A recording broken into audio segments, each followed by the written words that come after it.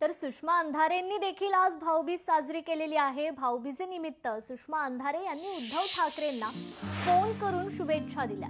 विचारपूस देखील केल्याची गावी असल्यानं फोनवरून शुभेच्छा दिलेल्या आहेत त्यांनी।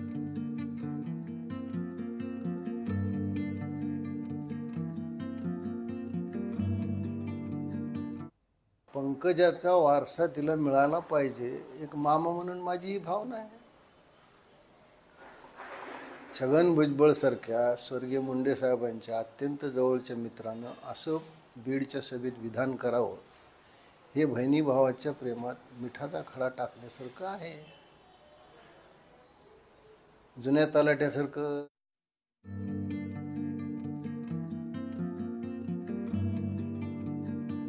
अंधारे यांनी देखील ही भाऊबीज साजरी केलेली आहे। तर भाऊबीजेनिमित्त उद्धव ठाकरेंना त्यांनी फोनवरून शुभेच्छा दिलेल्या आहेत। सुषमा अंधारे सध्या गावी आहेत आणि त्यामुळेच त्यांनी फोनवरून उद्धव ठाकरेंना भाऊबीजेच्या शुभेच्छा दिलेल्या आहेत।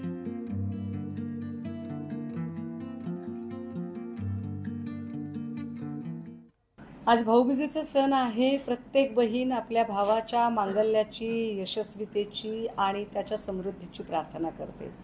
आणि महाराष्ट्रातली तर प्रत्येक बहीण आपल्या भावाला ओवाळताना इडापिडा जाऊ दे, बळीचं राज्य येऊ दे। कारण बळी समतेने वागणारा, वागवणारा, ममत्वाने आपल्या प्रजेशी वागणारा राजा होता। खरं तर मी राखी पौर्णिमेच्या निमित्ताने उद्धव साहेबांना ओवाळण्यासाठी स्वतः राखी बांधण्यासाठी जात असते। मात्र दिवाळी गावी असते, त्यामुळे भाऊबीजेला जाणं होत नाही। पण आज सकाळी स्वतः सन्मान्य पक्षप्रमुखांचा फोन आला। त्यांनी ज्या पद्धतीने आपुलकीने सगळ्या कुटुंबाची विचारपूस केली आणि भाऊबीजेच्या शुभेच्छा दिल्या, निश्चितपणे आजचा माझा सण अजून जास्त आनंदी झाला आहे।